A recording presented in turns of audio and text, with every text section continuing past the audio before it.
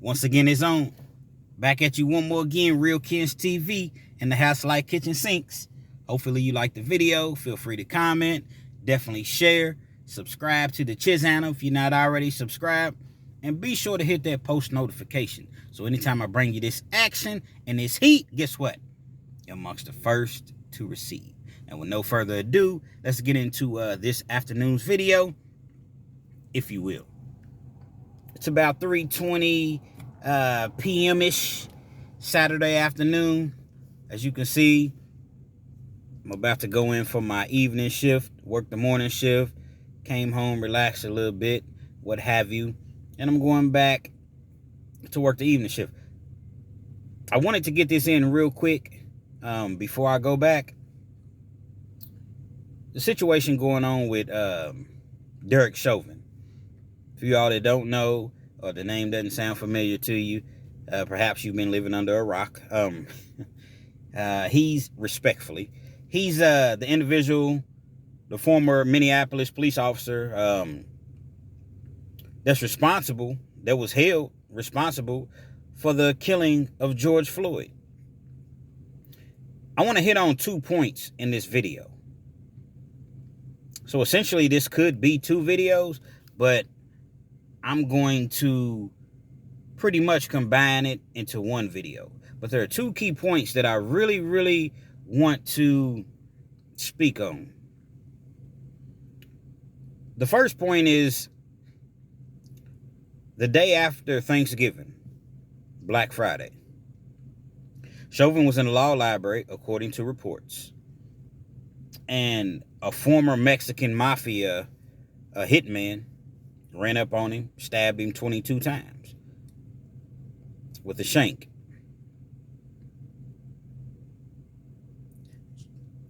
Luckily, it wasn't a kitchen knife. For Chauvin, he was lucky that it wasn't a kitchen knife. It was as I mentioned, a shank. And he was in, they had to perform some procedures on him just to keep him alive.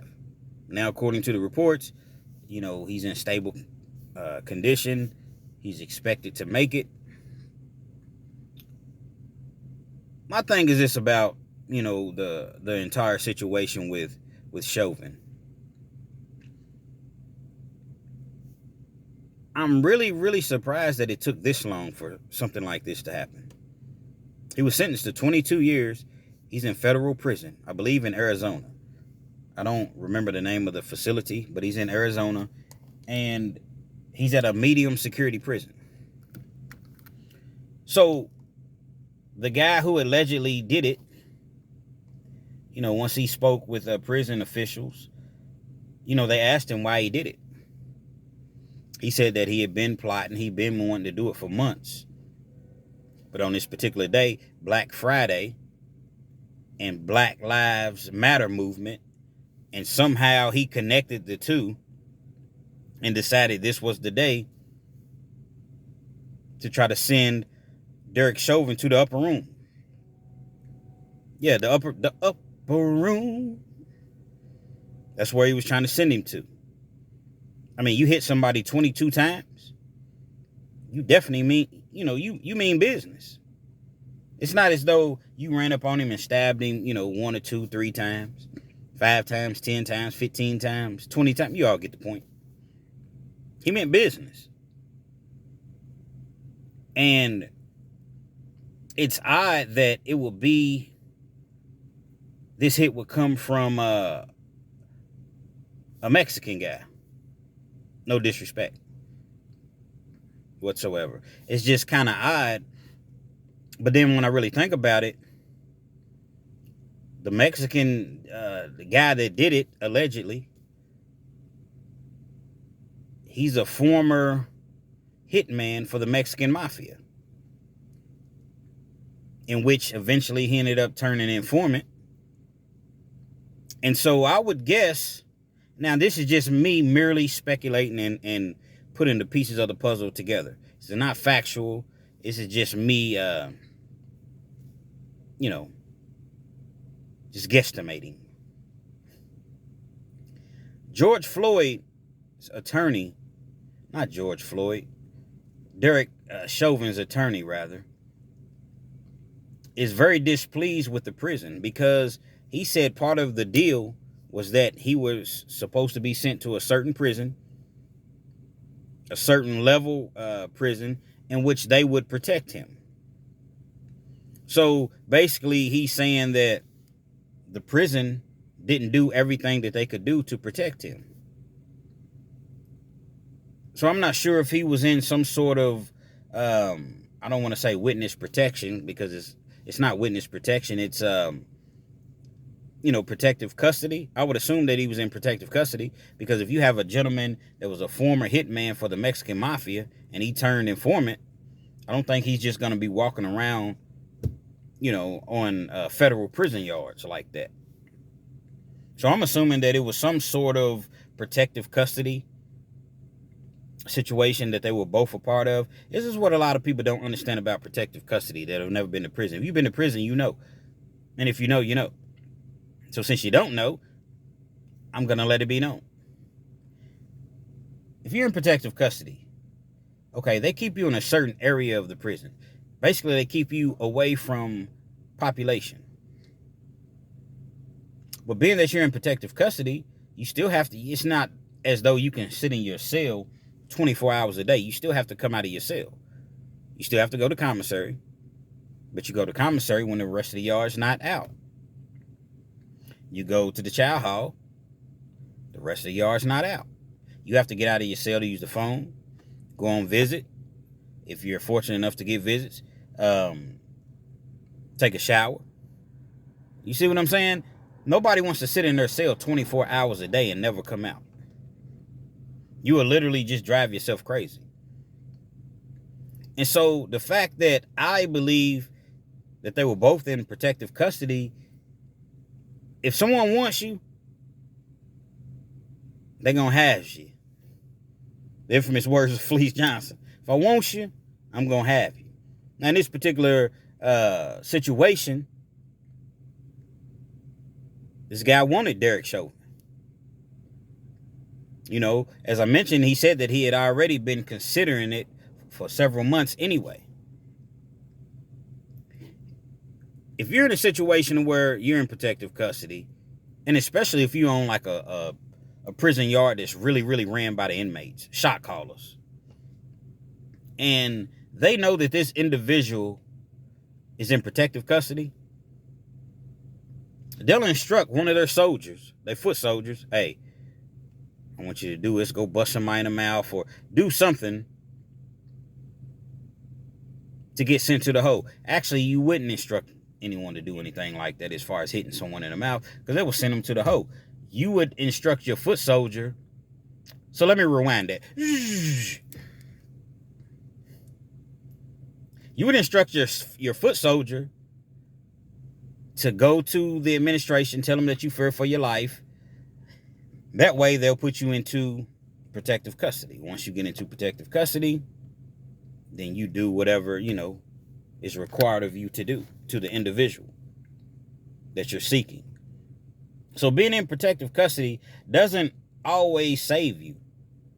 Just depends on who you are, what you did, and how badly people want to get a hold of you. So the fact that Chauvin was in the law library, I would assume he's working on his case. Because you got some of the best, believe it or not, you got some of the best jailhouse lawyers around in prison. Think about it. You got all day long to really study a case. See, an attorney, and this is no knock on attorneys, but a lot of times they give it to their paralegals and, the people under them, and they do all the research on the cases. And when you're in prison and you can spend 8 hours a day breaking down your case, shepherdizing your case is what it's called. A lot of times you can find a loophole.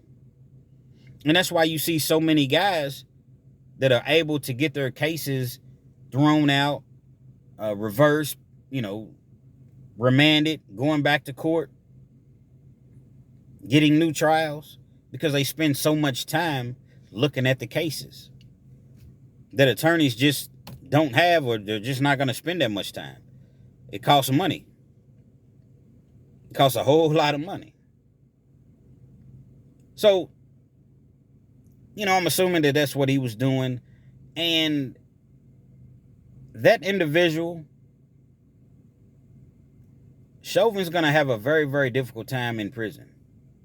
Because you got the blacks that are displeased with him. And been stabbed up by a Mexican dude. The whites, the skinheads, they're not going to fool with him. They're not going to fool with him. They're in brotherhood. They're not going to fool with him because, for one, he's a former cop. Former cops in prison have it very, very, they don't do good time. And for two, it's too much heat. Now, you might get, he may get extorted. He may, have to try to pay for protection, something like that. But as I mentioned, I'm surprised that it took this long. I'm not an advocate for violence. I don't, despite what he did, I don't want to see anybody get killed, stabbed up. But the fact that his attorney is displeased with the prison, it's as though they're going above and beyond for this guy. You're in prison, man, for murder. You got 22 years. Murder. You wasn't writing checks. You wasn't doing credit card fraud. It's not child support. It's not petty theft. This is murder. So when you get a murder conviction, you go to trial and you're convicted, they're going to send you with the lions, tigers, and bears. You was tough on the streets. You was tough when you was out there and you had that badge on. You was tough when you kept your knee on dude's neck, George Floyd's neck, for 9 straight minutes. And he's screaming and pleading, I can't breathe. So much to where he's calling out for his mother. Yeah, you was tough then. All the profiling that you all were doing when you was on the police force. So therefore, you should be able to handle yourself in prison, in a federal prison. He wasn't at a maximum security prison. He's at a medium security prison. And don't get me wrong, because a medium security, man, you'll get your issue there as well. Urban Dictionary, you get dealt with. So, no, I'm not happy that the guy got stabbed. George Floyd's brother, he commented on the matter and he said, all my energy that I had towards this individual was making sure that he was sent behind those 4 walls. Once he's sent behind the 4 walls, I have no more energy towards it. Whatever's going to happen is going to happen. And I would go out on a limb and say it's 22-year sentence that he has, because in federal, when you do federal time, you do 85% of your time. So 22 years at 85%, he's going to do, 18? A little bit over 18? I'd go out on a limb and say, I don't know if he's going to make it through that. This guy was trying to kill him, man. 22 times? Come on, man. 22 times? Come on, man. He wasn't just trying to, touch him up a little bit. Chauvin's a high-profile inmate. So when you do something to a high-profile inmate, it kind of makes sure, people are looking at you like, wow, he's the guy that did this. Dude already had 30 years in the feds. I don't know how much time that he had already served on the 30, but evidently he must have felt like, I'm never going home anyway. So this 40 years that he's facing now for attempted murder, he didn't care. And those are the things that you face in prison, man. You got guys that'll really just kill you. They don't care nothing about no staff, no police, no nothing. They get an opportunity, they will kill you. So once he heals up, the family's upset because they didn't know, they didn't learn of it until now. No one knows where he's at. Hey, that's prison, man. Security measures. That's what they call it. For security purposes. Chauvin ain't no better than nobody else.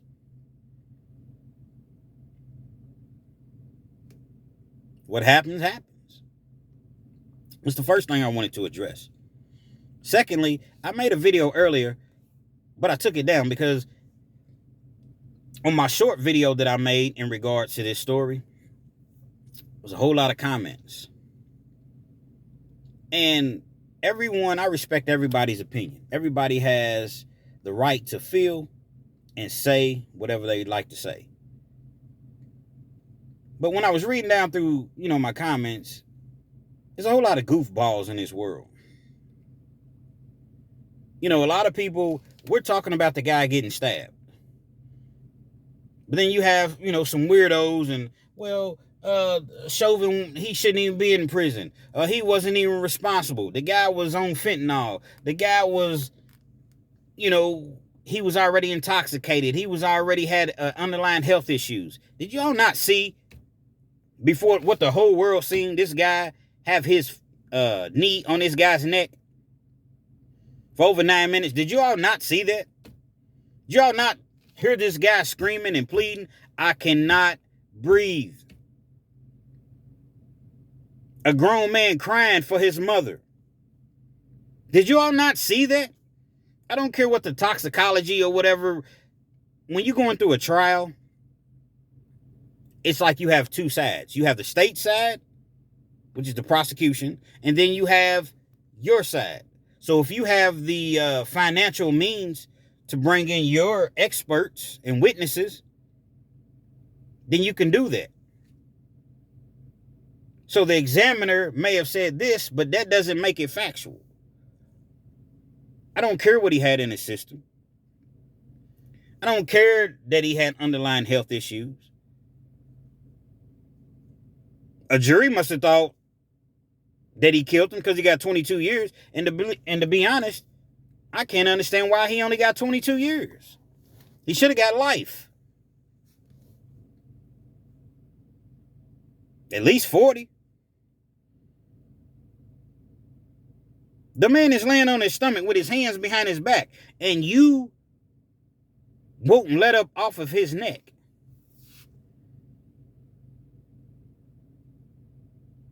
You have other officers around. What is he gonna do? Y'all have guns? Y'all have tasers? Y'all got billy clubs? What is he gonna do? So for you idiots that jump in my comments and is talking about, he's the victim. You all making George Floyd the victim. You motherfucking right, he was a victim. Like people will go so far to try to make something not racist. And then every time racism's brought up, I hear you all go with the racism thing again. You all make everything racist. Let me explain something to you. And this is not really a video about racism. But does racism exist? You bet your bottom dollar it exists. But see, a lot of you all are not really understanding of it because you're not in that situation. So you have to live, under those circumstances. You have to be in that situation. You never know what happens until you're in another person's shoes. So the fact that you all, and I'm only speaking, to the few that I've seen in my comments, the fact that these people would jump in the comments and make it as though this individual is essentially in prison for nothing. That's just outright disrespectful. But guess what? It doesn't surprise me. The man went to court, was found guilty, was given 22 years. He murdered that man. He murdered him. It's murder. He murdered him. I don't care. A lawyer can paint a picture. A lawyer can cause reasonable doubt. Excuse me. If he's a good enough attorney. If he's a skilled enough attorney. It can cost him money. But he can go in and raise reasonable doubt. But just because an attorney raises reasonable doubt, and even if Chauvin was to get off, let's just say he beat he went to trial and he was acquitted. Let's just say. That still don't change the fact that I just watched you kill this man. I don't care what he had in his system. You all started a GoFundMe, raised hundreds of thousands of dollars for him, if not millions, to pay for his defense team. When you just blatantly seen what he did. I don't get it. I do get it. I really do get it. I really do get it. But I'm not going to speak on that too much today. You know what I mean?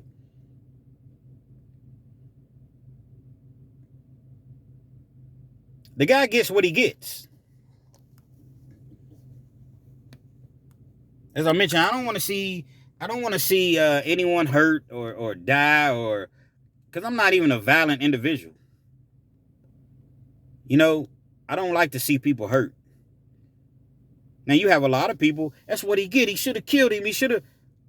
Listen, man, that man's going to do a very, very long stretch, very difficult stretch. The rest of his days that he's on this earth, at least for the next however many years that he has left in prison, he going to walk around shaky, scared, afraid, shaky as Don Knotts. Y'all know the show, Andy Griffith, Don Knotts, how shaky he was. He always had a gun. Ain't never had no bullets in it. And when he did pull the gun out, he's shaking like Elvis. That's how he's going to walk around for the rest of his days while he's incarcerated. Afraid. Naked and afraid. Because he never knows when this situation will occur again. And it's going to occur, once again, in my humble opinion. Somebody's going to take him out. Or they're going to treat him so bad to where he wish somebody, or he'll take himself out. Either he'll take himself out or he wish somebody would take him out. And prison ain't no joke, man. And he's in the feds, a medium security. Sometimes, man, I think, we all think, people get online and they see, prison channels such as myself, other prison channels, watch movies, and, listen to Fleece Johnson. Shout out to Hustle Spirit 502. Y'all not familiar with them, man. Fleece Johnson out of Louisville, Kentucky. Big Lee. I'll go check that channel out because it's very, very informative about what goes on in prison. A lot of people, they don't like it because they say Fleece is too, he's too detailed. Man, the man is telling what happens in prison, man. Prison. Maximum security type prison. You see what I'm saying? So all he's doing is just telling what happens. A lot of people don't want to hear the truth, man. Most people can't handle the truth. So I say this to say, I'm glad that the man was able to survive it, despite what he did, despite what we all watched him do. He's still a human being. He didn't act like a human being.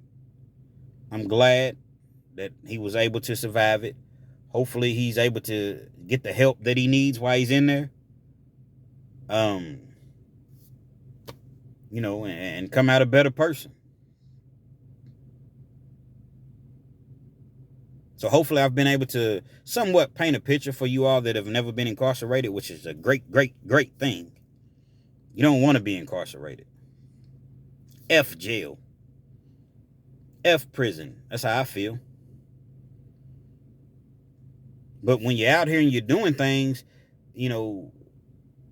Like the 5 police officers in Memphis.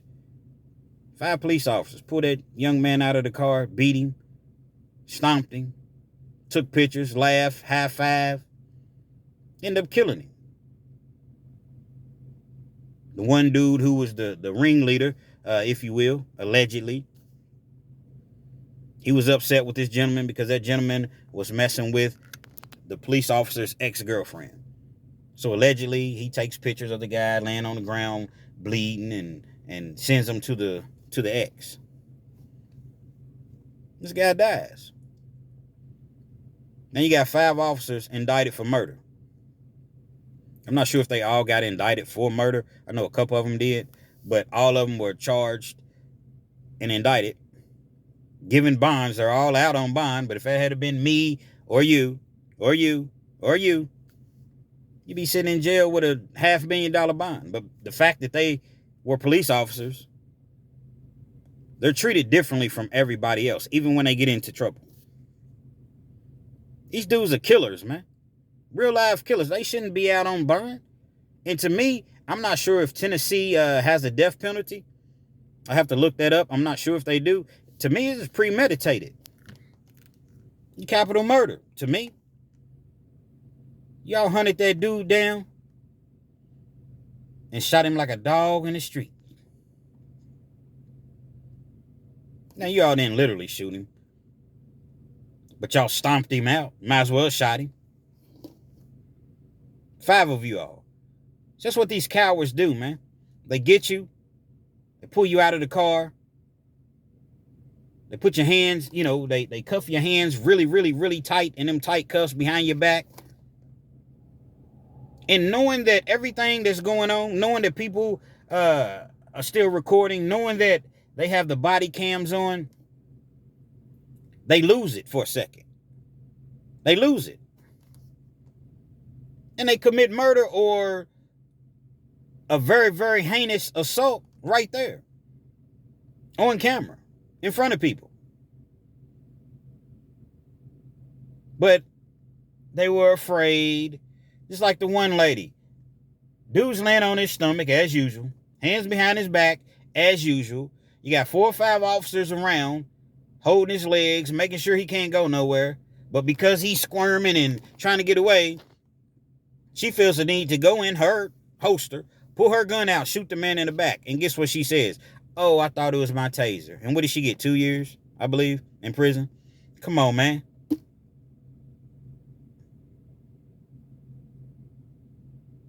But you have weirdos that try to justify that. Well, she was afraid and officers have a very difficult job. The man was laying on his stomach. Hands cuffed behind his back. And you went in and shot that man in his back while laying on the ground. And I believe she only got like 2 years. So, hey, you all call it what you want to call it. But regardless of what you want to call it, I'm going to call it facts. Big facts. These police officers, man, to me, they get what they get. If you want to be out here and you're doing the right thing by protecting the public and safety, the safety of the public or whatever, that's what you legitimately doing, cool. But for these crooked cops, these racist cops, these cops that think that they're above the law, that feel as though they can do anything to anybody, whether they're black, white, Mexican, Chinese, whatever, I don't feel sorry for them. I have a heart because I have a heart for human beings. And I'm a godly individual. So I hate no man. But at the same time, these guys commit heinous murders. And what do you all do? Start a GoFundMe for them and raise money for their families in their defense funds. $600,000, $700,000, $800,000, $500,000 for people that commit murder. We have a very difficult job, and the suspects, when we walk to the car, we don't know. Hey, I get that part. I get that. I understand. But understand that when you go into that field of being a police officer.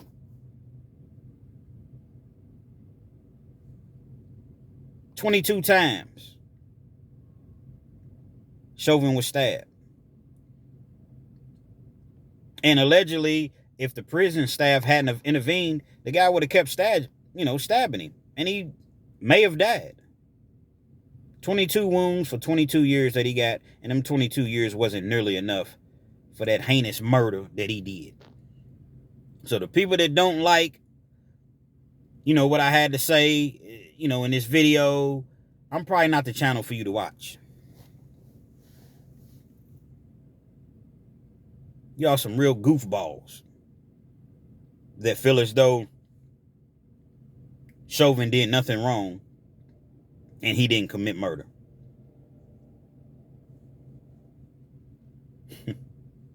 Real Kens TV, man. Hopefully you like the video. Feel free to comment. Definitely share. Subscribe to the channel if you're not already subscribed. Their post notification. Anytime I bring you this action and this heat, guess what? You're amongst the first to receive. I'm going to get on in here to work. Do my evening shift. And I don't know. I may hit you with another video when I get off this morning. Real Kens TV.